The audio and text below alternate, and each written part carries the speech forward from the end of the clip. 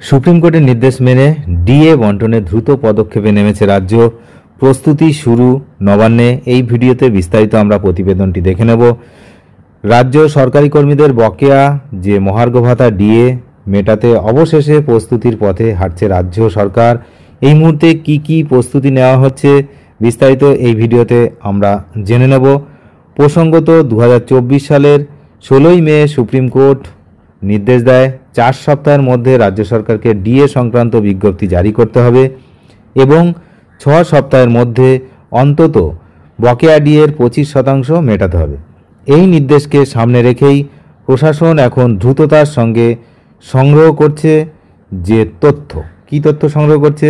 মূলত ডিএ কতজন কর্মী ও পেনশনভোগী বকেয়া ডিএ পাবেন, তারা কি পরিমাণ অর্থ পাবেন এবং কোন সময়কাল থেকে তা প্রযোজ্য হবে, এই সমস্ত তথ্য কিন্তু একত্র করার কাজ শুরু হয়েছে।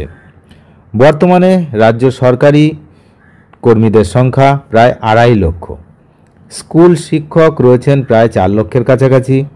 এর সঙ্গে রয়েছে পুরসভা, পঞ্চায়েত, স্বশাসিত সংস্থা ও সরকার পোষিত অন্যান্য দপ্তরের প্রায় 1 লক্ষ কর্মী।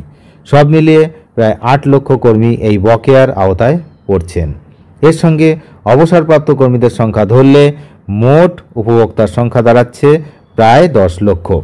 এই বিশাল সংখ্যক কর্মী ও পেনশনভোগীর বকেয়া ডিএ মেটাতে সুসংঘবদ্ধ প্রশাসনিক পরিকাঠামো তৈরি করা প্রয়োজন। সূত্রের খবর, নবান্ন ইতিমধ্যেই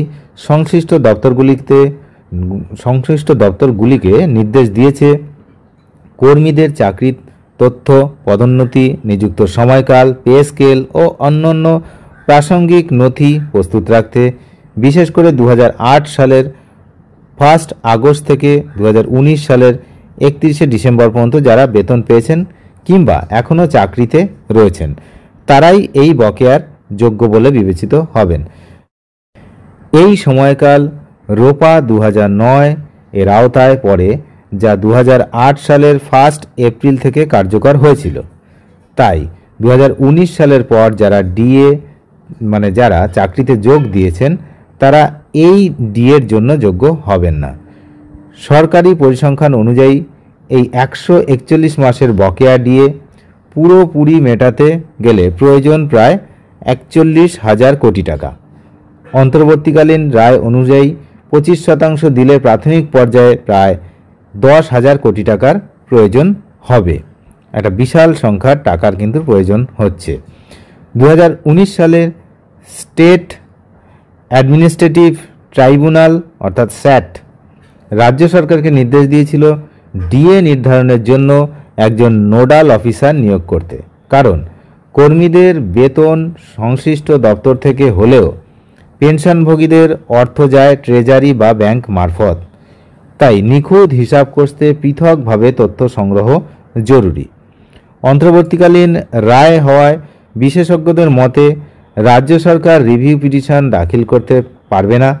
ফলে নির্দেশ মেনে প্রস্তুতি নেওয়া ছাড়া উপায় নেই। প্রশাসনের উচ্চ পর্যায়ে মনে করছে সময় মতো ডিএ মেটাতে হলে এখন থেকেই তথ্য ও নথিপত্র তৈরি রাখাই বাঞ্ছনীয়। সব মিলিয়ে দীর্ঘদিন ধরে আন্দোলনরত রাজ্য সরকারি কর্মী এবং পেনশনভোগীদের জন্য এটি একটি গুরুত্বপূর্ণ পদক্ষেপ। প্রশাসনিক স্তরে কাজ শুরু হওয়ায় তারা আশার আলো দেখতে পাচ্ছেন। এখন দেখার সময়ের মধ্যে সুপ্রিম কোর্টের নির্দেশ মান্য করে কতটা কার্যকরভাবে বকেয়া ডিএ মেটাতে সক্ষম হয় রাজ্য সরকার। 4 সপ্তাহের মধ্যে এই ডিএ সংক্রান্ত নোটিশ দিতে হবে এবং 6 সপ্তাহের মধ্যে এই বকেয়া ডিএর যে 25% সেটা পেমেন্ট করতে হবে। এখন দেখার বিষয় যে রাজ্য সরকার যেভাবে শোনা যাচ্ছে যে রাজ্য সরকার কিন্তু কাজ শুরু করে দিয়েছে, নবান্নে তৎপরতা দেখা যাচ্ছে, সমস্ত ডেটা সংগ্রহ করার কাজ চলছে। সুতরাং সব নিয়ম মেনেই মনে হচ্ছে সময় মতোই ডিএ মিটিয়ে দেওয়া হবে। সেদিকে আমরা নজর রাখছি, আপনারাও নজর রাখুন।